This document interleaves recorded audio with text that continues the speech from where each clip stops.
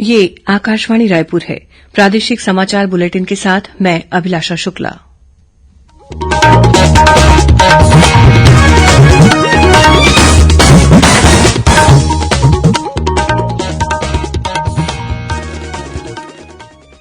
और अब पेश है आज के मुख्य समाचार। प्रधानमंत्री ने कहा कि केंद्रीय बजट जनहितैषी और प्रगतिशील है। इसका उद्देश्य भारत को आत्मनिर्भर और आधुनिक बनाना है। छत्तीसगढ़ विधानसभा का बजट सत्र 7 मार्च से शुरू होगा। 25 मार्च तक चलने वाले सत्र के दौरान कुल 13 बैठकें होंगी। कांग्रेस नेता राहुल गांधी कल रायपुर में राजीव गांधी भूमिहीन कृषि मजदूर न्याय योजना और राजीव युवा मितान क्लब योजना का शुभारंभ करेंगी। नवा रायपुर में स्थापित किए जाने वाले सेवाग्राम और छत्तीसगढ़ अमर जवान ज्योति का भी करेंगे भूमि पूजन। और प्रदेश के कुछ स्थानों पर कल हल्की से मध्यम वर्षा होने की संभावना। 1-2 स्थानों पर हो सकती है ओलावृष्टि। अब समाचार विस्तार से। प्रधानमंत्री नरेंद्र मोदी ने कहा है कि देश को आत्मनिर्भर और आधुनिक बनाना बेहद जरूरी है और इस बार के केंद्रीय बजट में देश को आधुनिक बनाने की दिशा में ले जाने के लिए कई महत्वपूर्ण प्रावधान किए गए हैं। भारतीय जनता पार्टी द्वारा जनहितैषी और विकासोन्मुखी बजट पर आयोजित एक कार्यक्रम में श्री मोदी ने कहा कि पिछले 7 वर्षों में सरकार के निर्णयों की वजह से ही देश की अर्थव्यवस्था का लगातार विस्तार हो रहा है। प्रधानमंत्री ने कहा कि 7 साल पहले देश का सकल घरेलू उत्पाद जीडीपी 1,10,000 करोड़ रुपए था, जबकि आज ये करीब 2,30,000 करोड़ रुपए का हो गया है। प्रधानमंत्री ने कहा कि बजट में गरीबों, मध्यम वर्ग और युवाओं पर ध्यान दिया गया है ताकि उनकी बुनियादी जरूरतें पूरी हो सकें। श्री मोदी ने कहा कि दुनिया के लोग एक सशक्त और मजबूत भारत देखना चाहते हैं। श्री मोदी ने कहा कि बजट में जैविक खेती के साथ साथ कृषि के आधुनिकीकरण पर भी ध्यान दिया गया है, जिससे खेती और अधिक लाभकारी हो जाएगी। केंद्रीय वित्त मंत्री निर्मला सीतारमण द्वारा कल पेश किए गए केंद्रीय बजट का विभिन्न वर्ग के लोगों ने स्वागत किया है। राजनांदगांव सांसद संतोष पांडेय ने इसे सर्वांगीण विकास वाला बजट बताया है। उन्होंने कहा कि बजट में सभी वर्गों का ध्यान रखा गया है। वहीं छत्तीसगढ़ के उद्योगपति और उद्योग चैम्बर के भिलाई विंग के अध्यक्ष जितेंद्र प्रसाद गुप्ता ने कहा है कि केंद्रीय बजट में सूक्ष्म और लघु उद्योगों के लिए 2 लाख करोड़ रुपए के अतिरिक्त क्रेडिट का प्रावधान स्वागत योग्य है। मैं जितेंद्र गुप्ता, अध्यक्ष उद्योग chamber Bhilai wing. Make in India के तहत बहुत सारे ऐसे कुछ नीति में बदलाव किया है, जिसके तहत मेक इन इंडिया को बढ़ावा मिलेगा। हमारे उद्यमी लोगों को कुछ स्टार्टअप करने में काफी सहयोग मिलेगा। तो मेरे हिसाब से जो बजट रहा है वो एमएसएमई और उद्योग जगत के हित के लिए अच्छा है। जिस दौर से अभी गुजर रहा है, कोविड के बाद से स्थिति काफी नाजुक थी, उसमें एक संजीवनी का काम करेगा। वहीं जांजगीर चांपा जिले में रहने वाले किसान संदीप तिवारी ने केंद्रीय बजट का स्वागत करते हुए कहा है कि किसानों से समर्थन मूल्य पर गेहूं और धान की खरीदी के लिए 2.37 लाख करोड़ रुपए का प्रावधान सराहनीय कदम है।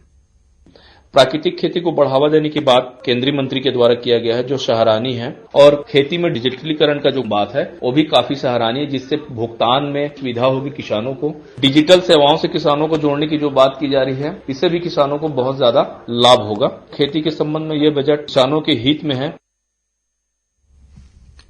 छत्तीसगढ़ विधानसभा का बजट सत्र 7 मार्च से शुरू होगा। इस संबंध में अधिसूचना जारी कर दी गई है। यह सत्र 25 मार्च तक चलेगा। इस दौरान कुल 13 बैठकें होंगी। बजट सत्र में राज्यपाल के अभिभाषण के साथ ही वित्तीय कार्य और अन्य शासकीय कार्य संपादित किए जाएंगे। कांग्रेस नेता और सांसद राहुल गांधी कल 3 फरवरी को छत्तीसगढ़ के दौरे पर आ रहे हैं। श्री गांधी विशेष विमान से कल दोपहर 12 बजे रायपुर पहुंचकर राजधानी रायपुर के साइंस कॉलेज मैदान में आयोजित कार्यक्रम में शामिल होंगे। इस दौरान वे राजीव गांधी भूमिहीन कृषि मजदूर न्याय योजना और राजीव युवा मितान क्लब योजना का शुभारंभ करेंगे। साथ ही महात्मा गांधी की स्मृतियों को संजोने के लिए नवा रायपुर में स्थापित किए जाने वाले सेवाग्राम तथा छत्तीसगढ़ अमर जवान ज्योति का भूमि पूजन करेंगे। इसके बाद वे शाम करीब 5 बजे वापस दिल्ली के लिए रवाना हो जाएंगे। राजीव गांधी भूमिहीन कृषि मजदूर न्याय योजना के शुभारंभ मौके पर श्री गांधी कल 3,55,000 भूमिहीन कृषक मजदूरों के खाते में पहली किश्त के रूप में 2,000 रुपए की राशि जारी करेंगे। इस योजना के तहत ग्रामीण भूमिहीन कृषि मजदूर परिवार को 3 किश्तों में प्रतिवर्ष 6,000 रुपए की आर्थिक मदद दी जाएगी। वहीं छत्तीसगढ़ के युवाओं को संगठित कर उनकी ऊर्जा का उपयोग नवा छत्तीसगढ़ गढ़ने के लिए और उनमें नेतृत्व क्षमता के उद्देश्य से राजीव युवा मितान क्लब गठित किया जा रहा है, ताकि युवा इस क्लब में शामिल होकर रचनात्मक कार्यों से जुड़ सकें। इसके तहत प्रदेश में 13,269 राजीव युवा मितान क्लब गठित करने की योजना है। रायपुर प्रवास के दौरान श्री गांधी नवा रायपुर में बनने वाले सेवाग्राम का भूमि पूजन भी करेंगे।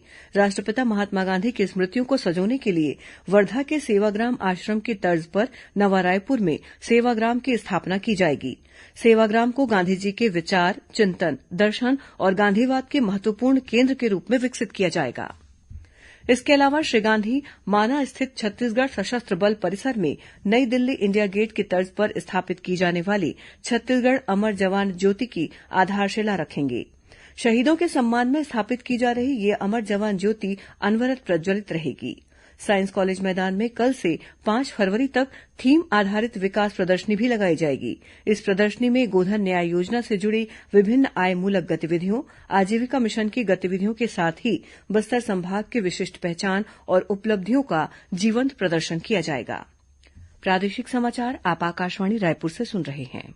छत्तीसगढ़ की खबरों से है आपका वास्ता और खबरों की विश्वसनीयता से है हमारा वास्ता। आकाशवाणी समाचार रायपुर के प्रादेशिक समाचार बुलेटिन के साथ ही हमारे समसामयिक कार्यक्रम आप रेडियो के अलावा अपने मोबाइल पर भी सुन सकते हैं। आकाशवाणी समाचार फेसबुक, ट्विटर और यूट्यूब पर भी उपलब्ध है। हमारा Facebook page Chhattisgarh news on AIR, Twitter handle CGAIR news और हमारा यूट्यूब चैनल है छत्तीसगढ़ AIR न्यूज। तो अब रेडियो के साथ ही आपके मोबाइल के जरिए भी हम पहुंच रहे हैं आप तक। छत्तीसगढ़ की हर खबर के लिए सुनते रहिए आकाशवाणी समाचार।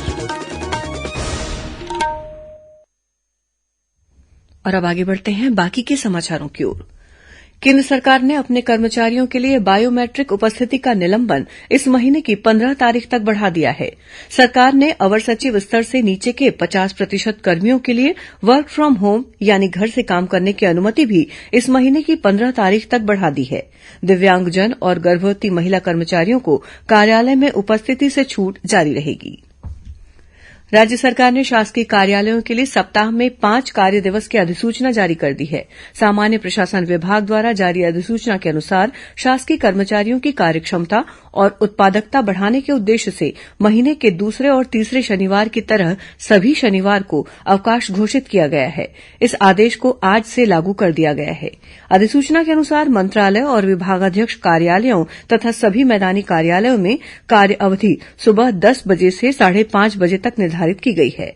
कार्यालयीन अवधि में भोजन अवकाश पहले की तरह रहेगा। South eastern coalfields limited SECL के नए CMD प्रेम सागर मिश्रा ने पदभार ग्रहण कर लिया है। बिलासपुर में पत्रकारों से बातचीत करते हुए उन्होंने कहा कि कोयला खनन क्षेत्र में कार्य का लंबा अनुभव होने के बाद उन्हें SECL की जिम्मेदारी मिली है। उन्होंने कहा कि सरकार द्वारा जो लक्ष्य दिया जाएगा उसे पूरा करने में कोई कसर नहीं छोड़ी जाएगी।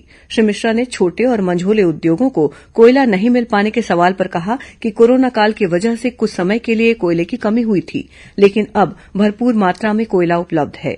उन्होंने कहा कि खनन को लेकर कहीं कोई दिक्कत नहीं है।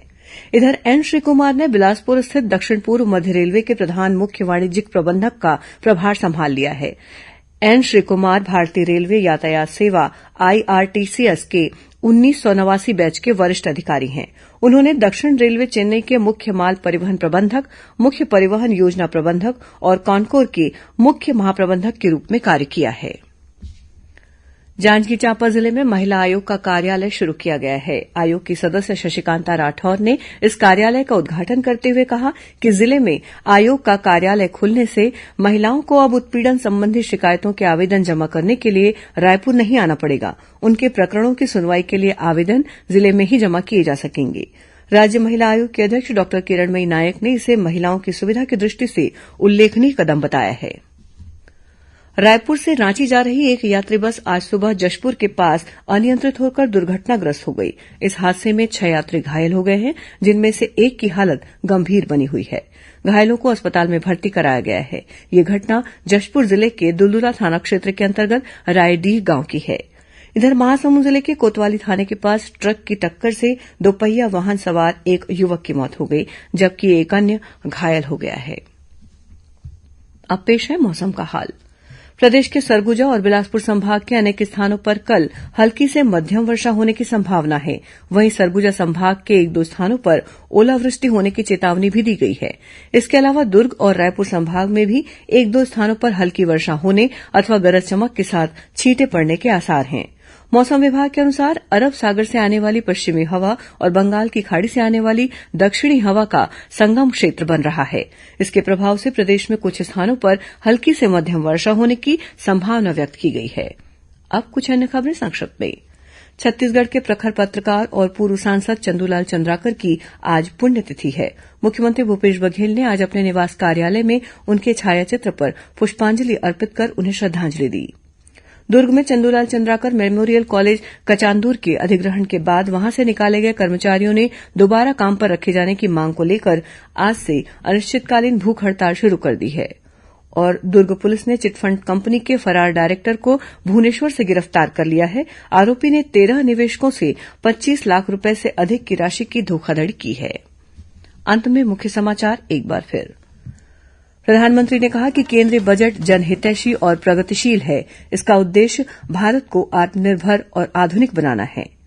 छत्तीसगढ़ विधानसभा का बजट सत्र 7 मार्च से शुरू होगा। 25 मार्च तक चलने वाले सत्र के दौरान कुल 13 बैठकें होंगी। कांग्रेस नेता राहुल गांधी कल रायपुर में राजीव गांधी भूमिहीन कृषि मजदूर न्याय योजना और राजीव युवा मितान क्लब योजना का शुभारंभ करेंगे। नवा रायपुर में स्थापित किए जाने वाले सेवाग्राम और छत्तीसगढ़ अमर जवान ज्योति का भी करेंगे भूमि पूजन। और प्रदेश के कुछ स्थानों पर कल हल्की से मध्यम वर्षा होने की संभावना। एक दो स्थानों पर हो सकती है ओलावृष्टि। इसी के साथ प्रादेशिक समाचार बुलेटिन समाप्त हुआ। नमस्कार।